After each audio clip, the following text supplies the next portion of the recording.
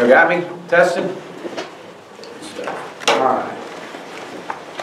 First of all, it's a great day to be a Razorback. It's game week. You gotta love game week. And man, I can't thank you enough for what y'all have done in my short period of time being here, covering the Razorbacks. Obviously, the passion, the excitement level is definitely at an all-time high right now, and the enthusiasm is just all across our state. And it's incredible. You can feel it. You can feel the passion level in the air, and man, I'm glad it's finally here. This is something we've all been waiting on, and to know to walk out there on that practice field yesterday and share with these players, hey, it's game week, and to see them bouncing around was really good. Really want to talk a little bit today about Eastern Illinois, and you know, Coach Dameron, obviously from Rogers, right up the road, played here, former Razorback. We always talk about Razorbacks of the past, the present, and the future. Very well thought of in this profession, very well respected. Played here, obviously, since from '79 to '83 underneath Coach Holtz. No stranger to big games. Let me just share this with you. He's no stranger to big games at all. Obviously, being a defensive coordinator at ULM, took that unit into Alabama and beat them. So the guy has been in big ball games, been in big bowl games, and has been very successful. A great offensive and defensive minded coach. Very well respected. They're a very good football team. They're a dangerous football team. And they got a lot of tradition, 16 postseason appearances. And I can assure you that we're going to get their absolute best. There's no doubt about that. And I think that Saturday is an opportunity for us as we talk about Razorbacks of the past, the present, and the future. But man, it's the first chance for our guys to talk about who we are and tell our story. I think we're going to have a phenomenal recruiting group. I'm excited about the future Razorbacks that will be in attendance, and I know we'll be able to host that in our new renovated stadium. Can't wait for our fans to see it. I know we had a huge turnout the other day from Fan Day, and that was phenomenal. And really excited about having them to be able to come in here and be able to see all the new renovations and the excitement level that's going to be on display Saturday at 3 o'clock. One of our core principles in our program is energy with work ethic. And I think you guys have seen that, and seen that in me, and seen that demonstrated on that football field. If you've come to a practice and been a part of it, there's a lot of energy. And I would expect that to be at an all-time high Saturday at 3 o'clock. Not just from our players, but also from our fans, as we try to make this the loudest place to play in the country this Saturday at 3 o'clock. We need our fans to be a part of that, locking arms with us to get this done. Talking a little bit just briefly about us, and I'll circle back to Eastern Illinois in just a few minutes, but you know, we've come a long way offensively in a short period of time. We're nowhere near a finished product. I want to get that out. We've gotten better. We've gotten better every day, but I'm excited to get a starting point this Saturday from not just an offense, but a defense and a special teams unit. At least a spot that we know that we can grade from and move forward from. Colt Kelly will be our starter. Ty will play, but we're going to start Cole, and Ty's going to get in and have an opportunity to play as well. Defensively, I'm excited to see this unit perform. I know hiring John Chavis and bringing his style of play and his resume and his experience. I know that our defensive unit is extremely excited. They're tired of hitting on each other. So it's time. It's time to see these guys turn it loose. I'm very excited for Grant Morgan and Devon McClure. These two young men definitely earned the scholarship that they were presented last night. They're very deserving of this, and I think you see that was very evident with the excitement level of their teammates and how they celebrated that, as well as Connor Limper. Connor's another one that is very deserving of this, and I'm excited for him. And this opportunity that he has in front of him as well. I've challenged each one of our special teams battalions to see which one is going to step up and set the standard. We've challenged them. We need at least 3 of these units, these battalions, to rise to the top and to be a definite force throughout the course of the season. And Saturday we get an opportunity to see which one sets the tone. Moving forward with this team, for 1 year, everyone has told these guys, this football team told us all of off season who we are and what we're going to do this year. And Saturday we get a chance to begin telling our own story. And that's my message to our football team. My observation of Eastern Illinois, as it is in all first games, there's a lot of uncertainty. This is a very scary football team. They've got a lot of new personnel. There's with a new offensive coordinator, he's very well respected. And Scott Parr, this will be his first year, knows how to score points, knows how to get the ball down the field. But there's a lot of uncertainty. There's a lot of things you can only watch so much film of last year. You can only watch so much film for the coordinators that came from in the past. At some point, you've got to worry about the Arkansas Razorbacks. And at the end of the day, and so just a few guys that watching film that really stood out to me, and start talking a little bit about Eastern Illinois' offense. They got 5 to 6 returning starters. Depends on how you look at it. 6 of them have played a substantial amount through the course of last year. They've got 2 transfer quarterbacks in. They're going to play both of them. Harry Woodbury is a transfer from Navarro and has played in this system. And they transferred Jonathan Brantley from Tulane. So they're going to play both quarterbacks. Jonathan is very athletic. Harry throws a great ball, as the ball jumps out of his hand exceptionally well. Jonathan, again, going against Jonathan in my previous stop at SMU, very athletic and very electric when the ball gets in the open field. They've got a wide receiver, 2 of them actually, that are really stand out to me. Alexander Hollis, number 15. He's the most explosive player after watching the videos that we've watched. Definitely the most explosive player on their offense. Led the team in receiving yards a year ago.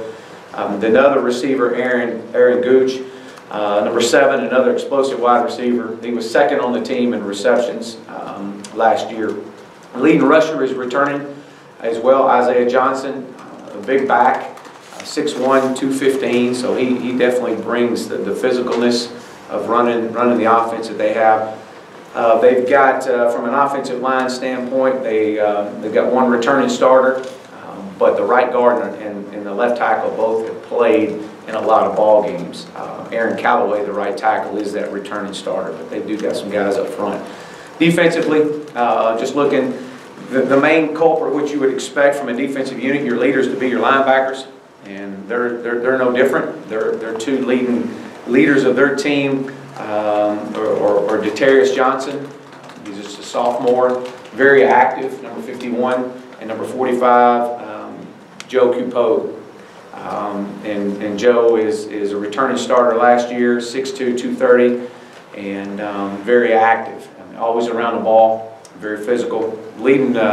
The team that they have a cornerback, Marc Williams, number 21, led the team in interceptions.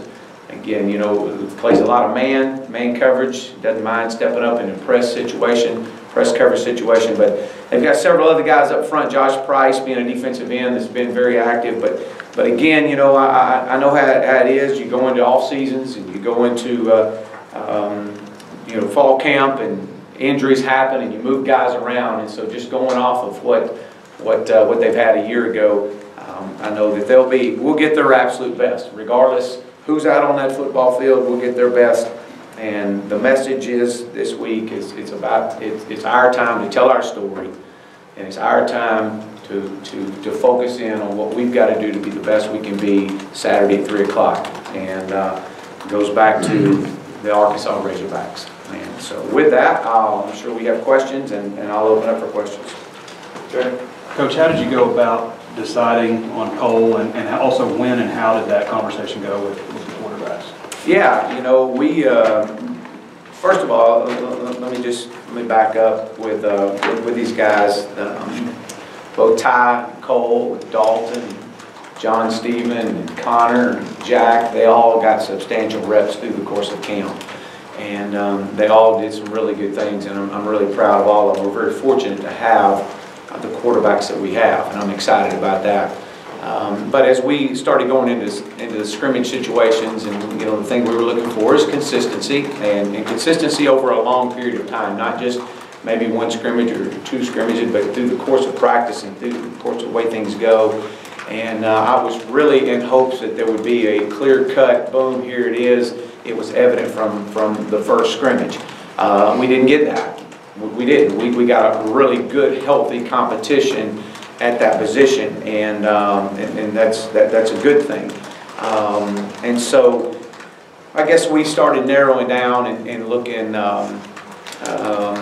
I guess it was probably Saturday. We kind of started having an idea late in the last week, and just seeing how practice went. But overall, Ty was still getting first team reps, and will continue to get reps. I mean, it's not that he's not going to get reps; he is. And then we just felt like, for the decision making, what we felt like going into this first game, that Cole had earned that right to start, and doesn't say that he's the finisher, but he's the starter. And Ty's going to play. And regardless, if Ty would have started, Cole was going to play. We've got to get whoever is going to be in that second spot right there, have got to get prepared and ready for their time if it should arise, or continue to go about preparing for in case of an injury. This is something that I've done several times before. I did with Cole Stout and Deshaun, and we've done it with Matt Davis and Ben Hicks and Taj Boyd and Cole Stout. I mean, this is something that is not new to us and new to what I'm trying to do here. But we've got to be able to protect, and we've got to be able to make sure we're ready and have someone with ample game experience when the game is on the line in case something does happen. Hey Chad, could you give us a little bit of a roster updates in terms of Jalen Merrick, what his status is, if Wagner might be available, just some of the guys who've been dinged up? Yeah, right now nothing on Jalen to this point, as far as, we're still going through everything with him. With Dalton, Wagner is back.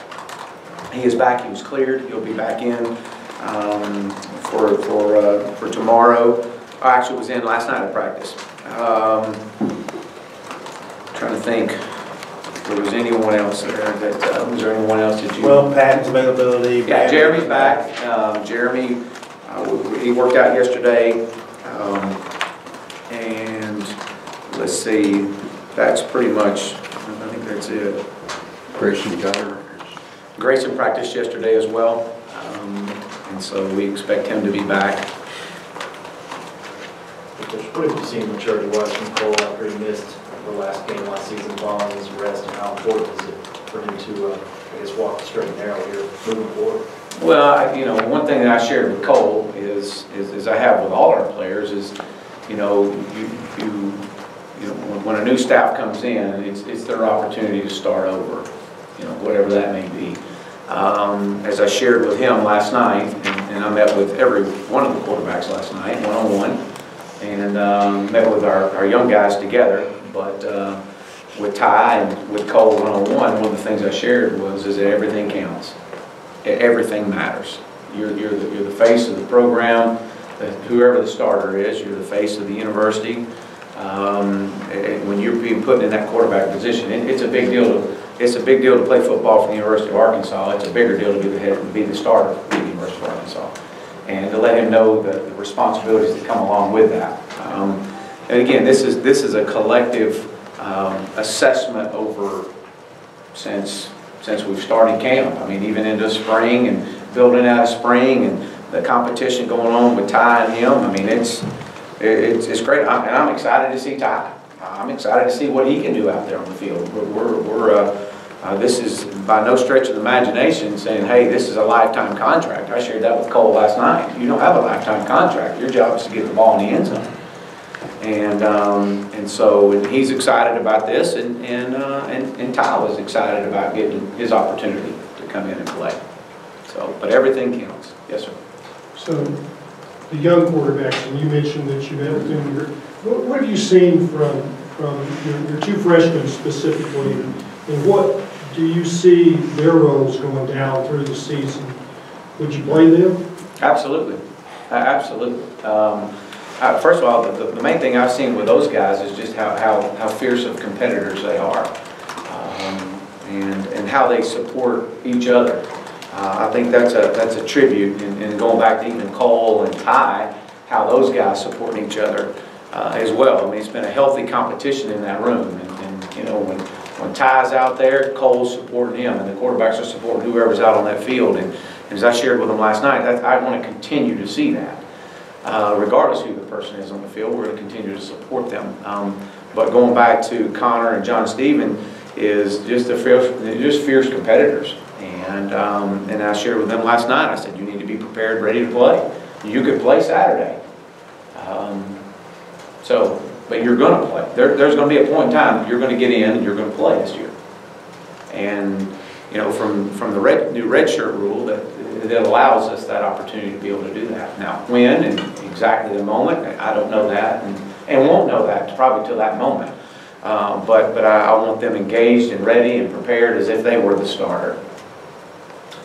Of the receivers, neither Deion Stewart or Chase Harrell got mentioned that much compared to some others, but they're on now they're backups. Kind of what have they done to fit in? Yeah, well, Chase has been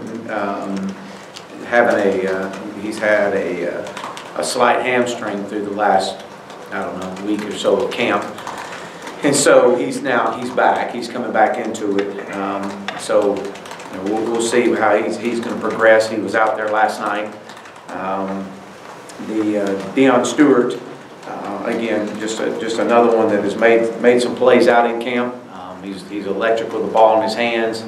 I know we've listed just a 2 deep right there, but there's a lot more than that that's going to play. I had a question for you about Dre Greenlaw. You know a little bit about his background. Just what you think of him as a young man, his maturity level. And do you have any suspensions for game 1? We do. We do have some suspensions for game 1. Some guys that will not play game 1 Ryder Lucas and Mike Woods will not play in game 1. The Dre Greenlaw, I think, is a phenomenal leader. I think this young man gets it. He understands. He approaches every day with an attitude of gratitude. He's appreciative of what he gets and where he's, the people that have helped him along the way, and where he's been and where he is now in his life. He's very appreciative, and he's one of the hardest workers. I think you can pull our catapult numbers and see that this guy, when he steps on the field, he knows one speed, and that's everything he has. And matter of fact, it's really challenged Chief in some areas to have to hold him back a little bit, because he's such a fierce and relentless worker. And so Chief has done a really good job, especially as camp got longer, of monitoring him. I'm excited about Dre. I'm excited about his future. I'm excited about his leadership on that defensive side. You didn't get a special teams depth chart. Who's your kicker and punter and your return guys? Yeah. Connor Lippert will definitely, he'll kick for us. Davion Warren will be our return guy. Jared Cornelius, obviously, he'll be our punt return. And our punter will be Blake Johnson. And our snapper will be Jordan Silver. Any more questions for Coach? You want to wait on the mic or can I just yell it? Yeah, go ahead. All right. Touches for running backs. Do you have a specific number that you want to get each guy, or just kind of go with the flow of the game? Yeah, probably just go to the flow of the game. You know, Devwall Whaley will start for us, but obviously you've seen there Chase Hayden's going to play, Rakeem Boyd's going to play. They're all going to play. It's all kind of the flow of the game and see how much TJ Hammond's, the different roles that these guys have. It's really hard to sell, but they're going to play. Notice Michael Taylor's there to start an end spot, and I guess Gabe Richardson's at a backup. Kind of what went into that? And I thought of this when you were talking about Kim Dameron. I'm assuming you didn't invite. He's a letterman. You didn't invite to the scrimmages, I assume. I'm sorry, I'm assuming you didn't invite Kim Dameron. Oh, to the scrimmage. I'm just making a little joke. Yeah, you know, I didn't check the stands for him. I figured he had a lot of other things going on, but you know, Michael Taylor, just again, consistency, just his relentless work ethic. You know, I think Dorian is coming on. Dorian's going to play. I think you'll see as we do the rotation that we have defensively, these guys are going to play substantial. It's just this guy's going to start the first snap, and from there we'll probably roll by series. And then Gabe Richardson, obviously Gabe and Randy have done a good job there. Randy's coming off of a hamstring, so how limited he'll be through Saturday, we don't know, but Gabe's gotten the majority of the reps through camp, and again, being able to keep each other fresh. But you'll see Gabe extremely early.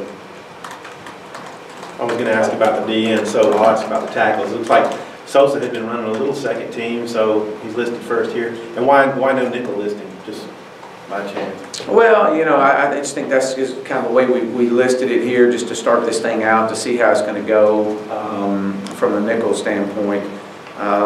You know, we know Devon McClure is a guy that's been very active in camp and will be in that nickel position and be in there early.